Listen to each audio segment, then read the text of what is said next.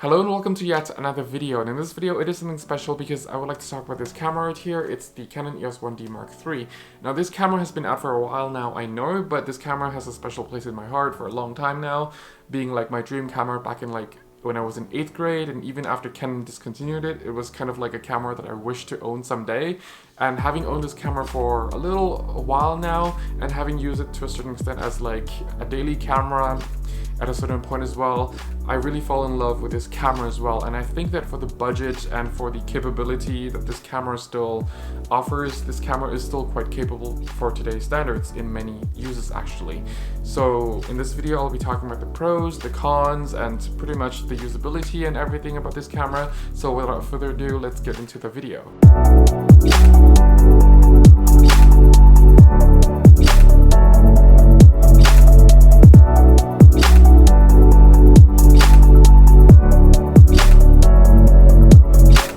So the EOS 1D Mark III, this camera has been out for a while now, I know, probably back since like 2007, I'm not sure, don't quote me on that though, but this camera brought quite a few innovations to it, like the 3-inch screen, and at the time it was very detailed, even though nowadays it's lacking quite a bit. It also has that 10 frames per second, new battery engineering design, and also smaller and lighter battery as well. So yeah, it was like really a top of the line Canon camera. It was like brand new 10 megapixels inside, which is quite something at the time, especially for the 1D line as well. So in this video I'll be dividing into different sections: the usability, ergonomics, operational side of things, the pros, the cons of the image quality and of the camera in general, and also my conclusion about this camera. So the usability, ergonomics, well, this camera, like being such a big 1D camera, I actually was expecting it to feel bigger and everything, but having hold this camera, it actually feels quite compact. I'm not sure how to really explain it, but I feel like it's, or maybe it's because I've been using the 1DX line as well, that this camera feels smaller, because this is smaller than the 1DX line. But to me this feels very like right at your hands, or right in my hands, and it's just, it feels like a glove. I'm not sure how to really explain it, but it just feels compact but also really solid in the same time. Yes, it should be solid actually at this point. Everything is made out of like magnesium alloy, but apart from the buttons and the screens, of course. But yeah, it also has dual card slot, though I really only use the CF card because it has SD and CF. I would very much prefer like having dual CF card slots like the original 1DX has, or had at this point. It's just that I personally don't like SD cards that much. They get lost, or they're not as reliable, even though if you invest in a proper, like professional grade SD cards, they will fail more often than the CF cards in my experience, so I just don't want to risk with it. Right now I don't have like a proper CF cards in here either, because this camera has been pretty much like kind of like a camera that I would just bring along from time to time. I used to have it as like a daily driver, like or a daily camera like a week ago, just to have a feel of it and also really want to use it. But yeah, that being said, the menu and everything, being a simple camera, well, in my definition of simple, because it doesn't have a lot of features compared to modern day cameras, it's really easy to access the menus, and Canon menus are always super easy to access. And it's like, being a camera that has less features, it means that the menus is even easier to access, and even going through sub menus is also easy. But here's the downside as well with the operational side of the menu. It's not as customizable as the newer cameras like the Canon 7D, 5D Mark III, 7D Mark II, 70D, what have you, even the 1DX, things like that. So I thought it would be as, you know, customizable as the newer cameras. I was really wrong. So it was the first time I actually looked into the menu, like the PDF version of the menu from this camera, really confirming that, like, can I actually customize the settings that I would usually be able to customize on the other newer cameras from Canon. And it was like, it was very limited. You still can customize certain things, but very limited. And another thing is, like I was really spoiled by using other modern Canon cameras, well DSLRs at least, that I thought that even the AF points in here would be customizable, but they're not really customizable. So like on the 7D, the original one even, you can use the AF points in there to, you know, aid the leveling, but on here you can't really do that, so that was another downside. But the bright side on this camera is, well, what I think it's the bright side is you don't need to long press certain buttons to be able to change certain settings, and there are not a lot of combination buttons. I have here with me the original 1D, and for that you need to have like press a lot of combination buttons to be able to change certain settings, and it's really cumbersome, and like it's just not practical, to be honest with you. And there are less essential buttons on here than the 1D Mark III, so from this to this was like a huge improvement, though the handling of the cameras are still the same. Though I think the 1D original, it is a bit heavier, and this camera has a lens on it, and I still feel like this camera is lighter than the original 1D. But don't quote me on that. It just feels lighter. So yeah. I also like how the ports are, like it feels like it's better sealed than the original 1D, but it still can be better sealed. And also this, a lot of people complain about this part that came off very easily. I forgot the name for it though, so yeah, if I remember it, I'll tell you, but I just forgot the name of this port. But this lock usually comes out really often, and most people will lose it. If you look at it on the listing, it's actually quite often you'll see that there are no cover for this port or third-party cover, but I got mine for a really mint copy, so yeah, there's that. Mine even came with the screen protectors, which was interesting. I've never seen a professional camera with screen protectors on. I usually see like entry-level cameras with screen protectors on, but yeah. This camera, on the other usability side of things, I really like how the button feels. Like, it's not the best feeling button in the world. The 1D, like the 1DX, will have better feeling button, of course. I like the button placement of the, or feeling of the 7D as well. It's much better and more mushy. But this, what I like about it is that when you click it, like, you know that it's actually clicking something.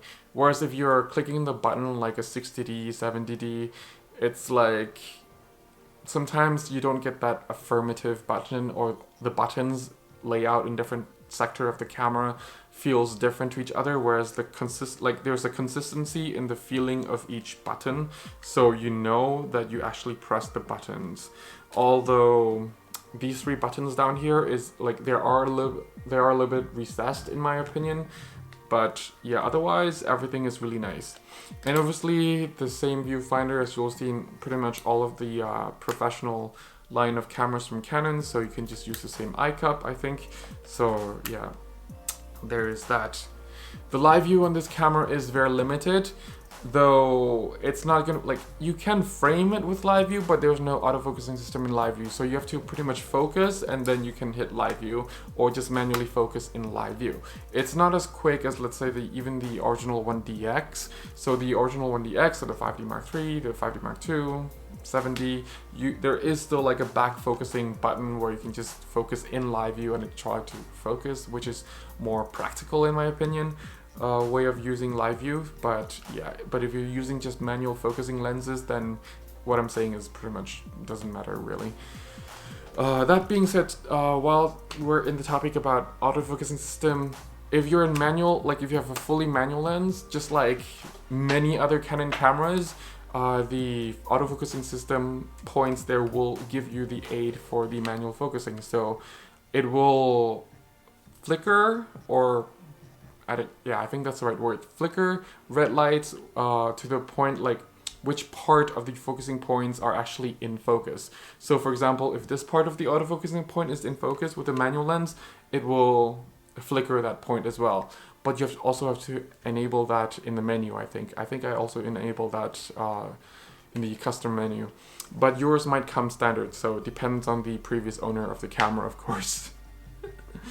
And yeah.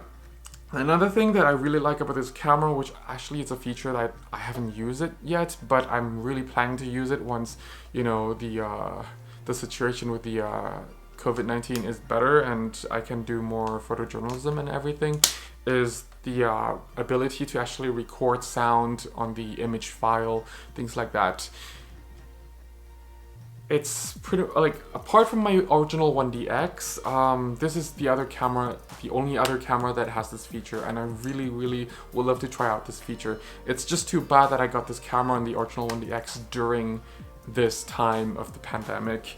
But yeah, that being said, I also haven't really got a chance to properly test out the autofocusing system feature, like in fast moving, and also that 10 frames per second in fast moving subject, because I just don't feel like going to the street and just doing the random shots. I really want to be in a real event, but because everything is still on lockdown here where I'm staying, and obviously I'm not going to be traveling soon, so yeah, I'm not going to be able to go to certain events to test out that 10 frames per second and also the autofocusing system.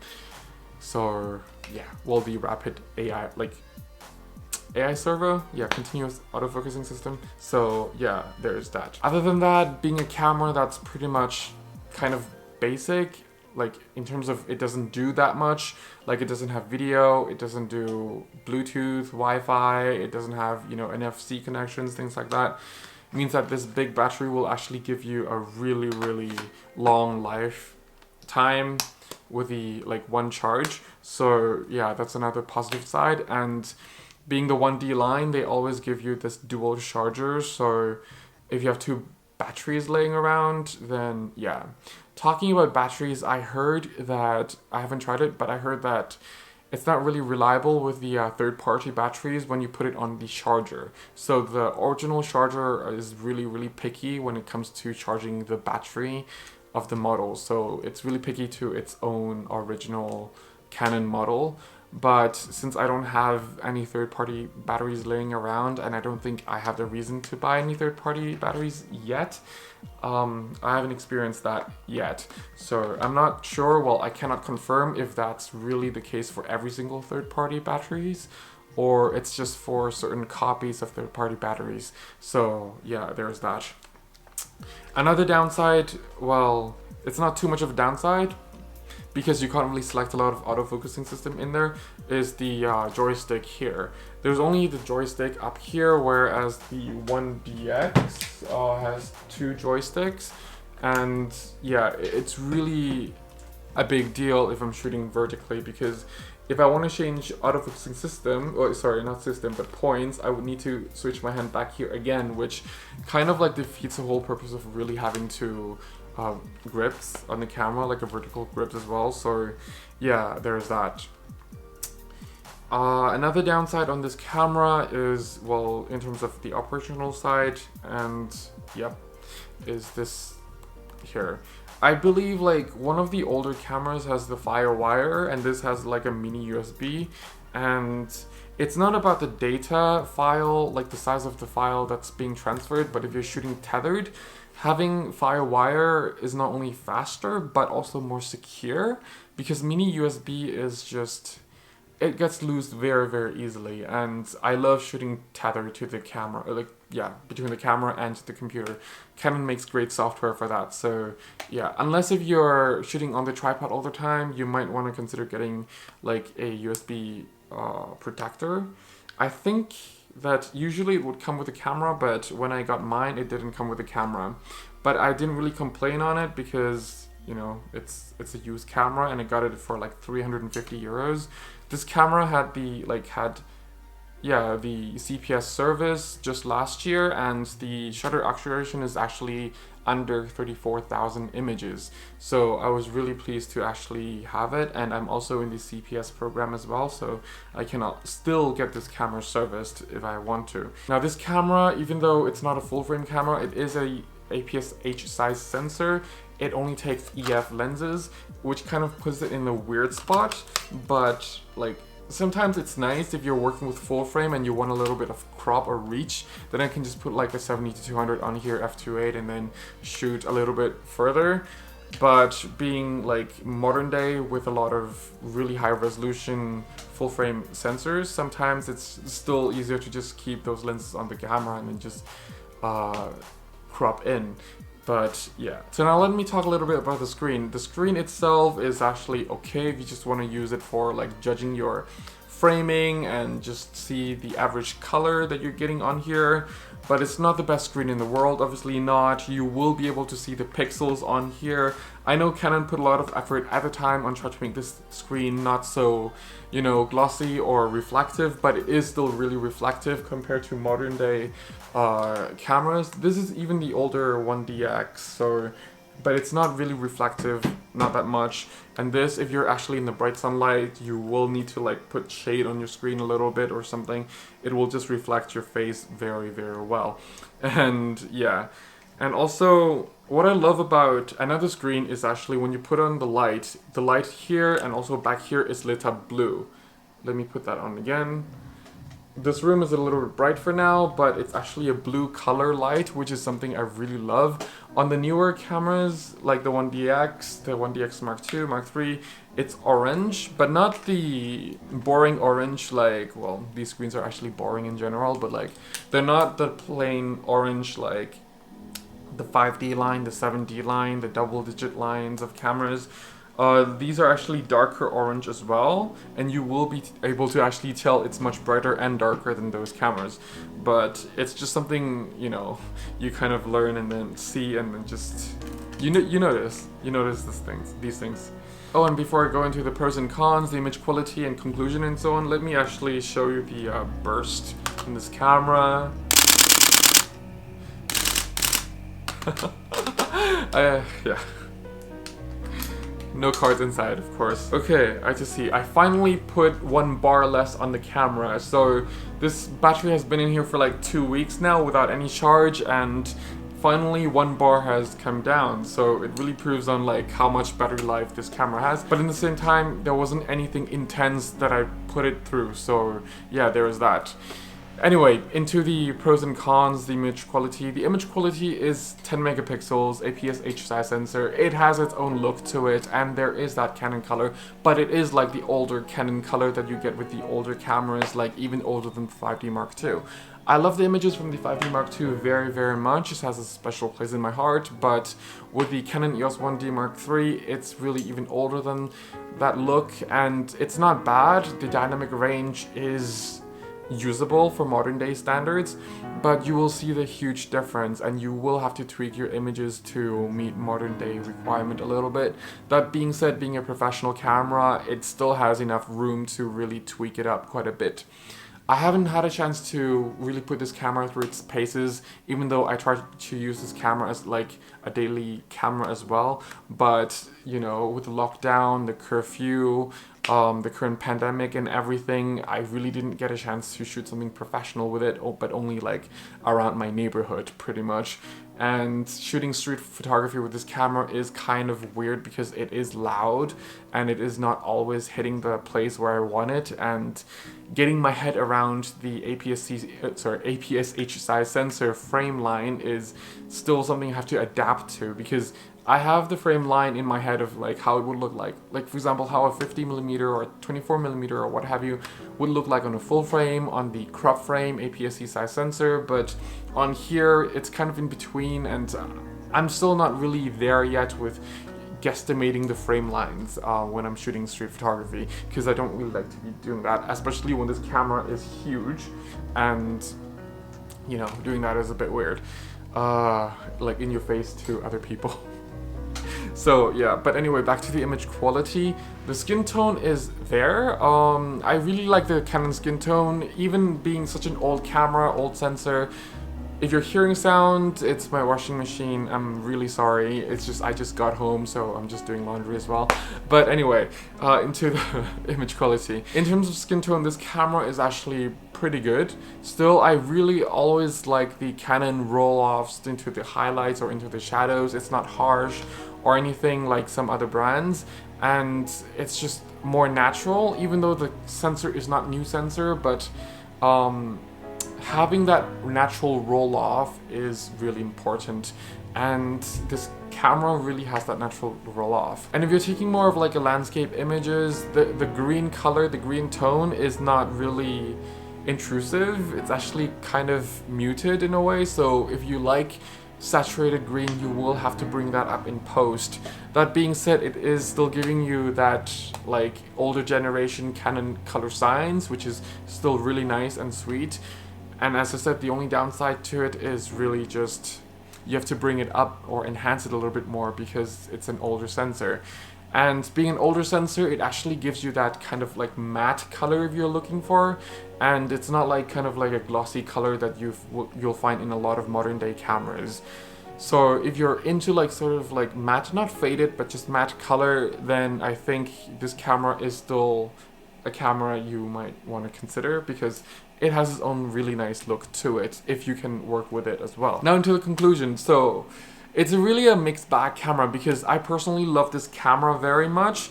Sure, it doesn't have such a high buffer when you're shooting rapid fire, but it's still a really nice camera to use in my opinion. Yes, it is big, it is bulky, but you can get used to it, and to a certain extent you could have joy using it for even like street photography. I've seen a lot of street photographers who I follow uses something like a D4, for example, to photograph street photography, and actually that like those photographers were the photographers that actually inspired me to finally pull the trigger and try to buy the 1DX, the 1D Mark III to do some street photography as well. Again, given the time period as of now, it's really not really that great for street photography because people will be more aware since there are less people in the street, even here in Amsterdam.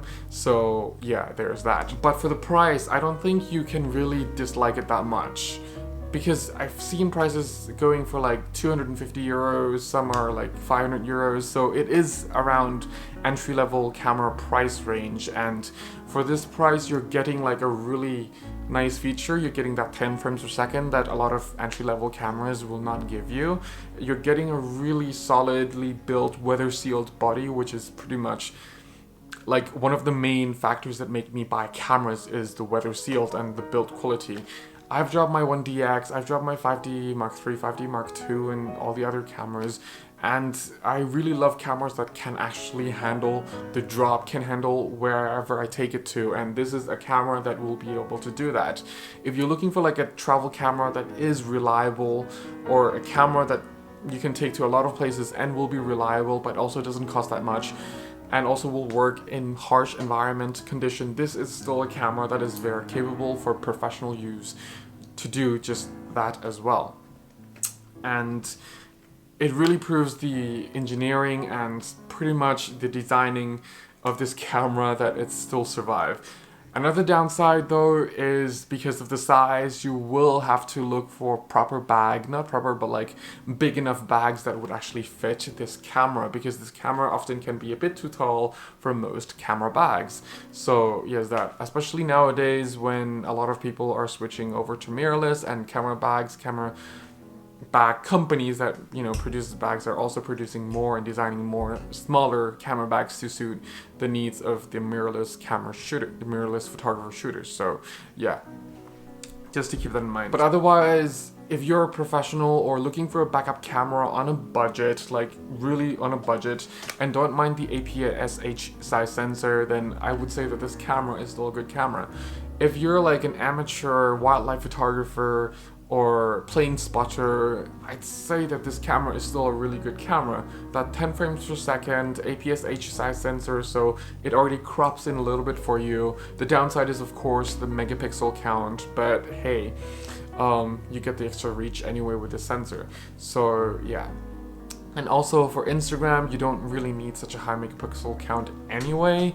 You can still crop with this sensor if you know what you're doing. So yeah, there's that. And as I say in many of my videos about cameras, like especially cameras that doesn't have a lot of features, being a camera that doesn't have a lot of features like video or certain photography features means that you're more able to focus on your composition, on your shot, on your storytelling, rather than the feature, the technicality of the camera that, you know, you can possibly use to capture your shot.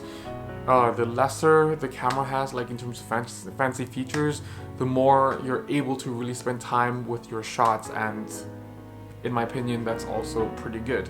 So yeah, there's that. This has been quite a long video so far, and I hope I made all the general points quite clear.